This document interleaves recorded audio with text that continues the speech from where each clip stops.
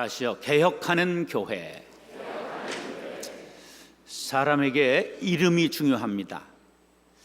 이름 속에는 그 사람의 인격이 담겨 있고요, 사물의 이름 속에는 의미가 담겨 있기 때문입니다. 가끔 요새 가을 들녘을 거닐다 보면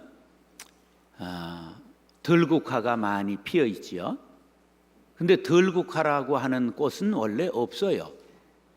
그저 여러 종류의 그 비슷한 것을 다 들국화라고 부르는데, 사실은 하얀 건 구절초, 저 보랏빛은 쑥부쟁이와 벌개미치, 그리고 노란 것은 조그만 건 산국이고 조금 큰 것은 감국이고, 그렇게 구별할 수가 있지요. 김춘수 시인의 꽃이라는 시에 보면, 내가 그의 이름을 불러주기 전에는 그는 다만 하나의 몸짓에 지나지 않았다. 내가 그의 이름을 불러주었을 때 그는 나에게로 와서 꽃이 되었다. 내가 그의 이름을 불러준 것처럼 나의 이 빛깔과 향기에 알맞은 누가 나의 이름을 불러다오. 그에게로 가서 나도 그의 꽃이 되고 싶다. 우리들은 모두 무엇이 되고 싶다. 나는 너에게, 너는 나에게 잊혀지지 않는 의미가 되고 싶다. 여러분들이 잊혀지지 않고 싶은 사람이 되려면 어떻게 하면 되느냐? 남의 이름을 정답게 불러주면 그 사람도 여러분들을 아주 정답게 불러주는 그러한 일이 일어나게 될 것입니다. 꽃을 그냥 무심코 지나간다든지 이름 없는 꽃이다 그러고 지나갈 때는 꽃이 나를 보고 째려보지만, 내가 그 이름을 불러줄 때 빵긋 웃고 나에게 다가와 의미가 된다, 그런 말이에요. 그런 의미에서 부인의 이름을 어이, 여봐, 아직도 그렇게 부르고 있는 사람은 회개하시기 바랍니다. 저 몫이 그렇게 부르면 완전히 분위기, 서비스가 달라지게 될 것입니다. 우리의 이름을 기독교라고 말합니다. 그리스도를 믿는 사람들 모임, 그런 뜻이죠. 그런데 기독교는 우리가 생각하는 것보다 좀 더 범위가 넓습니다. 정교회, 천주교, 개신교를 일컬어 기독교라고 하는 것이기 때문입니다. 세계적으로 얼마나 될까? 23억 명쯤 되는데, 로마 가톨릭이 11억, 정교회가 2억 7천, 개신교가 4억 3천, 독립교회가 3억 6천, 성공회가 9천만, 그 정도 되는 통계가 작년 통계입니다. 어느 교인이 제일 많죠? 천주교인이 많습니다. 그런데 천주교가 어느 날 가톨릭이라고 이름을 바꿨어요. 카톨릭이 아니라 뭐죠? 가톨릭이라고 불러야 돼. 왜 그렇게 했을까요? 가나다 순서로 쓰게 되는데 카톨릭 그럼 맨 마지막이고, 천주교 그래도 맨 마지막이니까 이분들이 머리를 기발하게 써서 영어는 C니까 카로 발음이 돼야 되는데 악착같이 가톨릭 이렇게 등록을 한 겁니다. 그러면 영어도 G로 발음을 바꿔야 되는데 G 이건 싫다고 C를 고집하면서도 한글로는 가톨릭으로 아주 머리를 잘 굴린 거예요. 이걸 짱구를 굴린다 그렇게 말합니다. 정확한 우리 이름은 고치고 새롭게 나왔다, 개신교, 리폼드 처치, 날마다 개혁하는 교회, 그런 뜻을 담고 있습니다. 뭐가 잘못했을 때 고치고 나왔죠? 천주교가 잘못했을 때 고치고 나왔습니다. 그런데 지금 선교 130주년이 된, 종교개혁 497년이 된 오늘에 이제 정말 고쳐야 될 교회는 천주교회가 아니라 신교회라고 하는 소리가 이곳저곳에서 터져나오고 있습니다. 얼마 전 로마 가톨릭 신부가 개신교회를 향해 이렇게 말했어요. 나는 16세기 로마 교회가 부패하고 타락해 있었음을 인정한다. 그래서 하나님께서 루터를 들어 중세교회를 개혁하셨음을 인정한다. 그러나 오늘의 한국교회가 왜 중세교회의 전철을 밟고 있는지 이해할 수 없다, 그렇게 말했어요. 가톨릭의 최고의 교회사학자인 한스 킹은 이런 말을 했습니다. 가톨릭 교회는 복음을 변질시켜 죄를 범했고 개신교회는 교회를 분열시켜 죄를 범했다. 깊이 새겨야 할 충고라고 생각합니다. 사랑하는 형제 자매 여러분, 오늘 말씀을 통해 종교개혁의 값진 유산을 물려받고 날마다 개혁하는 교회, 개혁하는 삶을 사는 성도님들 될 수 있기를 예수님의 이름으로 축원합니다. 따라서 심판을 두려워하는 교회. 중세교회는 하나님을 두려워하지 않을 만큼 큰 권한을 가졌습니다. 너무 많은 것을 소유했습니다. 세상에서 통제할 법도 권력도 부재했습니다. 거기에다 하나님의 심판까지 두려워하지 않았으니 필연적으로 타락할 수밖에 없었습니다. 교황은 무소불위, 무소불능의 권한을 가졌습니다. 그 힘과 권세를 바르게 사용했더라면 얼마나 좋았을까요? 힘은 한 곳으로 모이면 반드시 타락하는 속성을 가지고 있습니다. 견제와 균형이 필요한데 가장 강력한 견제와 균형은 하나님을 두려워하는 것입니다. 하나님은 살아계시다, 불꽃 같은 눈으로 감찰하신다, 우리를 심판하신다. 이것을 믿을 때 우린 두려움을 갖게 되고 스스로 자정하는 능력을 갖게 될 것입니다. 30절 상반절 시작.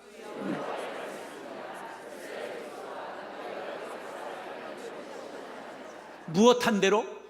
행한 대로 심판하신다. 하나님은 공의의 하나님이십니다. 타락하고 우상을 숭배할 때 반드시 이스라엘을 징계하셨습니다. 이스라엘이 얼마나 타락했느냐?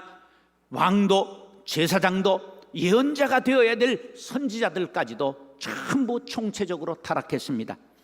하나님의 경고의 나팔을 불어야 될 예언자, 그들까지도 시대적 파수꾼 사명을 감당하지 못하자 에스겔 선지자를 통하여 하나님이 말씀하셨습니다. 이스라엘아, 너희 선지자들은 황무지에 있는 여우 같으니라. 세상은 황무지가 되었는데 그곳에서 또 양을 잡아먹으려고 오는 여우와 같이 제사장들까지도 선지자들까지도 전부 타락했다는 말입니다. 그러므로 나 주 여호와가 말하노라. 내가 분노하여 폭풍을 퍼붓고 내가 진노하여 폭우를 내리고 분노하여 큰 우박덩이로 너희를 무너뜨리리라. 이 예언대로 유다 왕국은 바벨론에 의해 멸망당했고 왕과 방백과 제사장들은 모두 포로로 잡혀가는 심판을 받고 말았습니다. 종교개혁이 일어나기 전 유럽은 매우 종교적인 분위기에 휩싸여 있었습니다. 도처의 성당과 수도원이 즐비했습니다. 매주일 성당과 수도원에서는 사람들이 붐볐으며 자녀를 낳으면 세례를 받았는데 모두 성자의 이름을 땄습니다. 그런데 그들을 지도해야 할 교회는 속속들이 썩었습니다. 루터가 1520년 독일 귀족에게 보내는 편지에 그리스도의 대행자임을 자부하는 교황은 세상의 어떤 군주보다도 사치하고 위세를 부리지 않았는가? 그리고 성직매매가 성행하고 정치적인 권모와 술수 그리고 매칭과 협잡으로 얼룩졌으니 적그리스도가 다스린다 해도 이보다 덜 부패했을 것이다. 마귀가 다스려도 이보다는 나았겠다. 이렇게 수도사였던 신부였던 루터가 말했으니 얼마나 타락이 심했으면 그렇게 말할 수 있었을까요? 지금 프란치스코 1세 교황은 266번째 교황입니다. 교황이 그러면 몇 명 있었다는 거예요? 266명 있었다는 거죠. 그런데 놀랍게도 역사를 조사해 보면 교황은 300명이 넘습니다. 어떻게 그렇게 되었을까요? 1378년 우르반 6세와 클레멘트 7세가 동시에 교황이 돼서 내가 교황이다, 아니다 내가 교황이다, 그래서 서로 파문을 하고 싸우는 역사가 기록되어 있습니다. 964년 교황 존 12세는 유부녀와 통정하다가 발각되어 현장에서 그 남편에게 맞아 죽었습니다. 1012년 교황 베네딕트 8세는 돈으로 교황직을 샀습니다. 1044년 교황 베네딕트 9세는 문란한 생활로 교황에서 축출될 때 실버스트 3세에게 교황직을 팔았습니다. 여기에다만 팔았으면 괜찮은데 그레고리 6세에게 또 은 1000파운드를 받고 팔았습니다. 그리고 자기가 다시 올라갔습니다. 교황이 몇 명이 됐습니까? 3명이 서로 자기가 교황이라고 주장을 했습니다. 이런 일들이 수없이 자행되다가 1506년에는 면죄부 판매를 선포했습니다. 1513년 레오 10세가 면죄부 판매를 정식으로 시작을 했는데 독일의 대주교였던 알베르트는 교황에게 거금을 바치고 독일의 전부 면죄부 판매권을 자기가 독점했습니다. 그래서 돈을 거둔 다음에 절반은 자기가 착복하고 반은 교황청에 보냈습니다. 그 택젤이라고 하는 부흥사가 일어나 면죄부를 팔고 다니는데 얼마나 설교를 잘했는지 그가 지나간 곳은 집문서, 땅 문서가 수두룩하게 나올 정도로 그 면죄부 판매 대금이 쌓여서 교황청으로 들어가게 되었습니다. 이런 말을 했어요. 하늘을 맬 수도 있고 풀 수도 있는 교회의 권세를 가지고 천국문을 지금 열어 놓았다. 면죄부를 사는 사람은 과거, 현재, 미래의 죄가 이 자리에서 사함을 받을 것이다. 죽은 자나 연옥에 있는 자를 위하여 이 표를 사면 그 돈이 헌금궤 속에 쨍그렁 떨어지는 순간 곧 여러분의 부모가 천국으로 올라가게 될 것이다. 이렇게 말해요. 부모님이 지금 혹시 천국 가셨는지 미심쩍은 분은 오늘 헌금을 좀 많이 하시면 부모님이 천국 간다는 거예요. 그 헌금 면죄부 판매 대금을 모아가지고 지은 것이 오늘날 바티칸 대성당 로마에 있는 성당입니다. 이 사건이 있기 전 이미 100년 전에 위클리프는 로마의 사제들은 암처럼 우리를 좀먹고 있다. 하나님께서 우리를 구원하시지 않으면 백성들이 멸망할 것이라 말했습니다. 당시 교회는 구원의 종교가 아니라 암적 존재가 되었음을 말해주는 것입니다. 교회가 암적 존재가 되었을 때 하나님은 루터를 들어 그들을 심판하셨던 것입니다. 루터는 외쳤습니다. 교황은 부자인데 왜 자기 돈을 쓰지 않고 가난한 신도의 소원으로 성당을 지으려 하는가? 하나님 앞에 회개하고 사죄받은 사람을 어찌 교황이 또 사죄할 수 있는가? 교황이야말로 하나님의 심판을 두려워하고 회개하라. 예레미야 17장 10절입니다. 시작.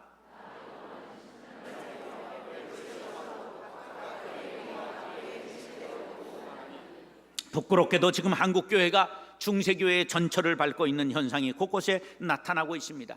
감독과 총회장이 되기 위해 거액의 돈을 뿌리고 교회를 아들에게 세습하고 죄악 세상을 향해 회개를 선포하지 못하고 세상에 휩쓸려 쾌락과 향락을 즐기고 있습니다. 예언자의 소리를 바라지 못하고 짓지 못하는 벙어리 귀와 같이 교회가 되고 말았습니다. 마땅히 하나님의 심판을 두려워할 줄 알아야 하는데, 진정한 그리스도인이라면 하나님을 두려워해야 하는데 우리가 하나님을 두려워하지 않고 있는 것 같아요. 하나님께서 선택한 이스라엘이라도 범죄하면 심판하신 하나님, 천년 동안 신의 도성이라고 불렸던 로마도 범죄할 때 심판하신 하나님, 한국교회도 범죄하고 회개치 않으면 가차없이 심판하신다는 사실을 기억하시기 바랍니다. 사랑하는 형제 자매 여러분, 한 번 죽는 것은 정한이지요 그 후에는 심판이 따른다고 히브리서 9장 27절에서 말씀하고 있습니다. 반드시 심판이 있습니다. 개인이든 교회든 민족이든 나라든 반드시 심판이 있음을 알고 하나님을 두려워하며 심판을 두려워하며 바른 믿음, 바른 생활로 하나님을 기쁘시게 하는 저와 여러분들 될 수 있기를 예수님의 이름으로 축원합니다.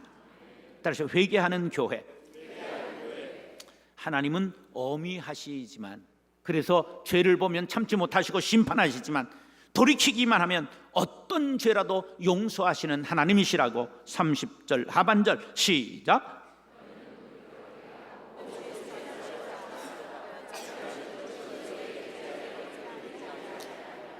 전도하다 보면 나 같은 사람이 용서받을 수 있나요? 나는 가능이 없어요. 이렇게 말하는 사람이 있어요. 그건 하나님의 사랑을 몰라서 하는 것이죠. 복음이 무엇인지 몰라서, 대속의 사랑을 몰라서 하는 말이지요. 대속의 사랑은 얼마나 크고 놀라운가. 여호와께서 말씀하시되 우리가 서로 변론하자. 시작. 너희의 죄가 주홍 같을지라도 눈과 같이 희어질 것이요 진홍같이 붉을지라도 양털같이 희게 되리라. 너희가 즐겨 순종하면 땅의 아름다운 소산을 먹을 것이라. 아멘. 누구든지 회개하면 주홍같고 진홍같이 도저히 용서받을 수 없는 죄라도 흰눈과 같이 양털과 같이 용서해 주시고 아름다운 소산을 먹고 살 수 있도록 완전히 용서하신다는 말씀을 믿으시면 아멘 하시기 바랍니다. 그러면 회개할 것이 무엇입니까? 중세교회는 인간 교황이 하나님을 대신하고 공로사상을 불어넣어 행위로 구원을 얻을 수 있다 말하며 돈으로 구원을 살 수 있다고 물질적인 종교로 교회를 타락시켰습니다. 그런데 오늘 종교개혁 497주년을 맞이하여 우리의 교회를 돌아봅시다. 중세교회를 닮아가고 있지는 아니한가? 중세교회의 지도자들이 위선과 기만으로 하나님의 심판을 두려워하지 않았듯이 오늘 한국교회 곳곳에 위선과 기만이 판을 치고 있습니다. 명예를 탐하고 권력 있는 자들에게 빌붙고 예수님은 제자들의 발을 씻겨주셨는데 대접받는 것을 즐기고 있습니다. 교회는 세상의 빛이 되고 소금이 되어야 하는데 한국엔 5만 개 교회가 있고 1,500개의 성당이 있는데 세상은 점점 어두워가고 있다고 말합니다. 이것은 교회가 등불은커녕 반딧불 역할도 못했기 때문은 아닐까요? 김구 선생님이 말씀하셨지요. 경찰서 10개 세우는 것보다 교회 1개를 세우는 것이 더 유익하다.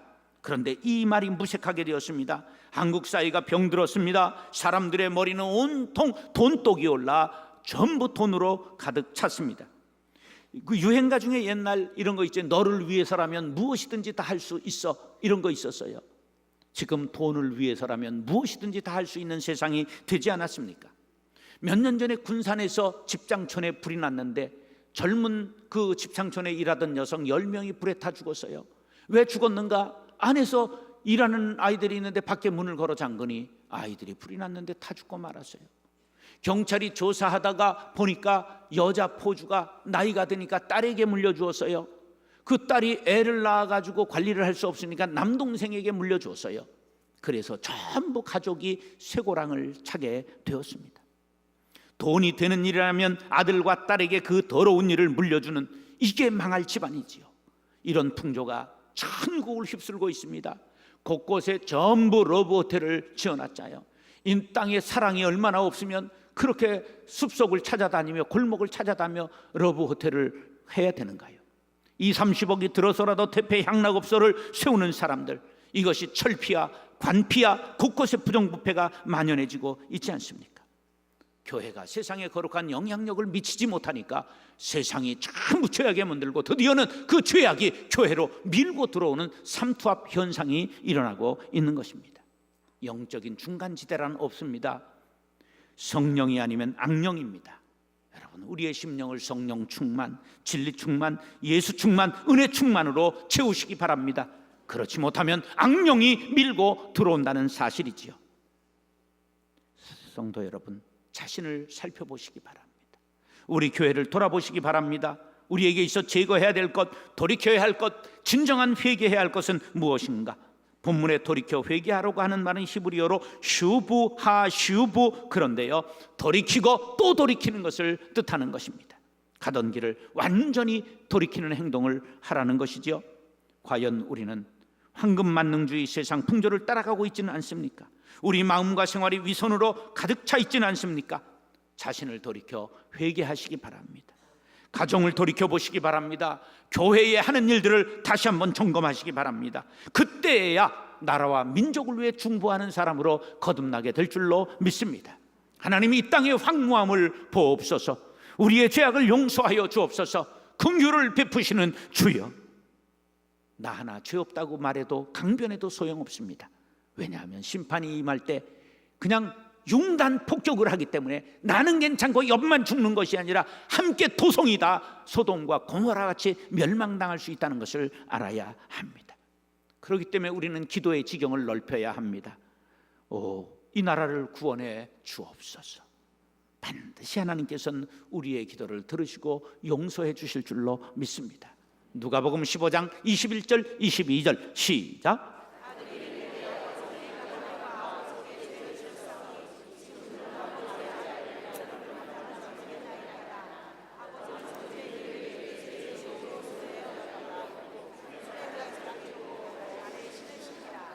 이 말씀의 뜻은 하나님은 과거를 묻지 않는다는 거예요. 한번 과거를 묻지 않으십니다.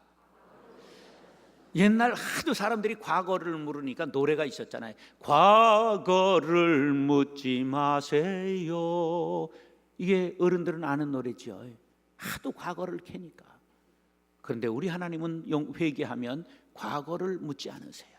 또 하나님은 따라서 무조건 용서하십니다. 이 당자의 비유를 통하여 하나님 돌아오기만 하면 무조건 용서하신다는 거예요. 그뿐만 아니라 반지, 가락지를 끼워줬다. 여기에 도장이 새겨져 있어요. 이게 뭡니까? 너에게 전부 등기 권리를 전부 넘겨준다는 거예요. 모든 것을 너에게 넘겨주겠다는 거예요. 우리가 회개하면 하늘의 기업을 약속하신다는 사실을 믿으시기 바랍니다. 사랑하는 형제 자매 여러분, 우리가 진정으로 회개할 때 용서하시고 하늘의 기업까지도 주시는 하나님의 은혜를 받아 누릴 수 있게 되기를 예수님의 이름으로 축원합니다. 따라서 새롭게 출발하는 교회. 회개했으면 그 자리에 머물러 있어도 안 되고 옛날로 돌아가서도 안 됩니다. 새롭게 출발을 해야 합니다. 31절 32절 시작.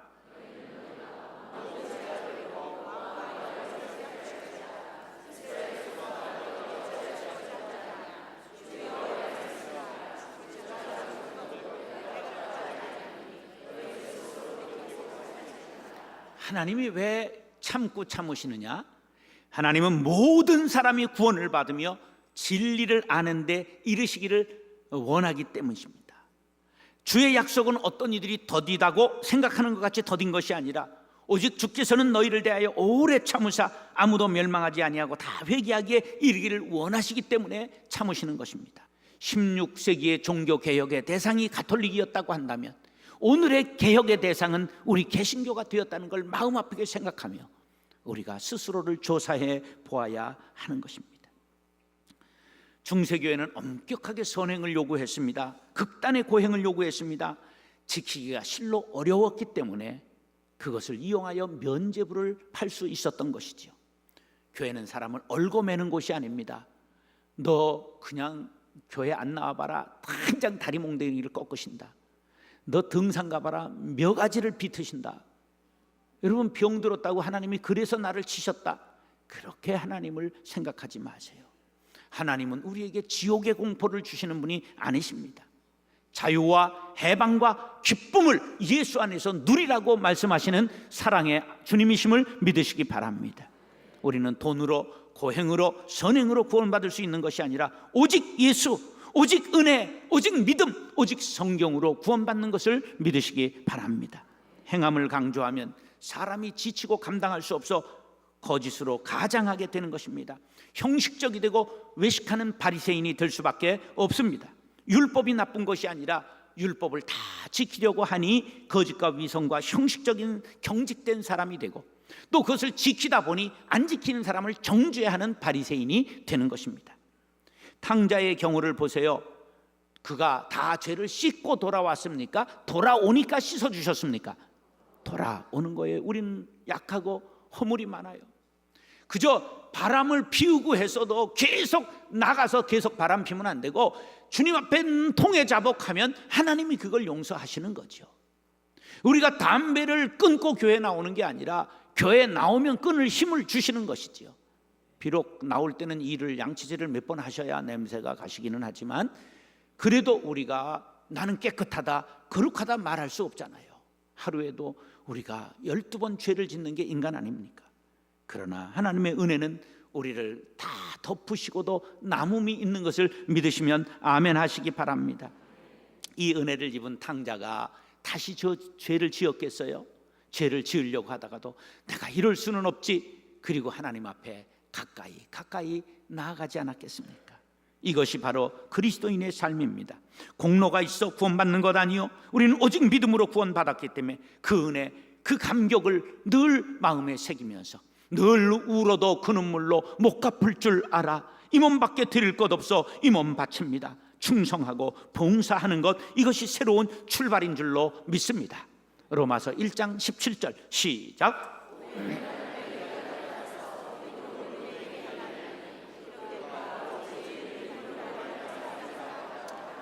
무엇으로 산다고요? 예수를 구주로 믿는 믿음을 가질 때 그의 보혈이 우리의 죄를 덮어주시는 줄 믿으시기 바랍니다. 나 같은 죄인 살리신 은혜 감사합니다. 이제는 죽도록 충성하고 사랑하며 봉사하겠습니다. 다짐하는 저와 여러분들이 될 수 있기를 예수님의 이름으로 축원합니다.